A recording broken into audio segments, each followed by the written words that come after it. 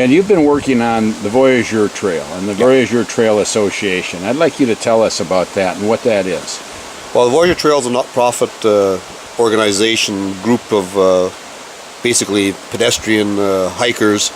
Our corridor is basically the northern shore of Lake Huron and northern shore of Lake Superior.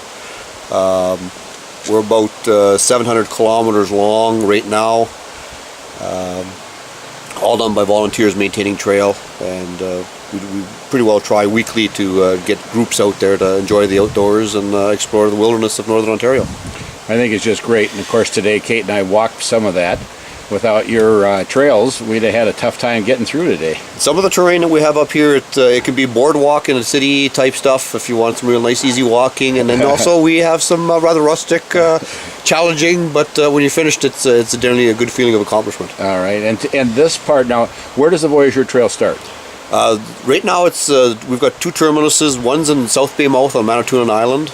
We tie in with the Bruce Trail, which ties into the Appalachian Trail, so it continues on all the way across the eastboard. And the other one now is we're starting off with Sudbury. The group in Sudbury is starting to show interest, and they're trying to connect up with us here. And our western terminus right now is Thunder Bay. Wow, that's terrific.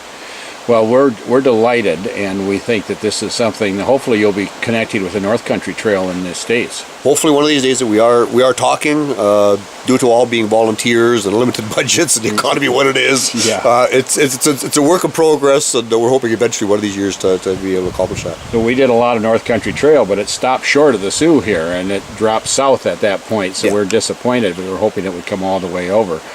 But we really are enjoying this. And then from your background, now you've not just lived here, you've also, you were telling us earlier, you've worked in the uranium mines. I was an environmental technologist working in uranium mines in Elliott Lake, and one of my better jobs I had was work for the Trans-Canada Trail, the Millennium Project back in 2000. We brought water from all three oceans to the national capital. Wow.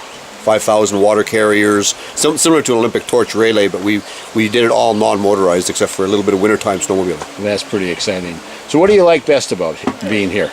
The wilderness. It's just Mother Nature at its best. It changes all the time. You don't know what you're going to be up against, but it's always fun, and tomorrow's going to be a little bit better and probably a little bit different too. Yeah, it's always inspiring, isn't it?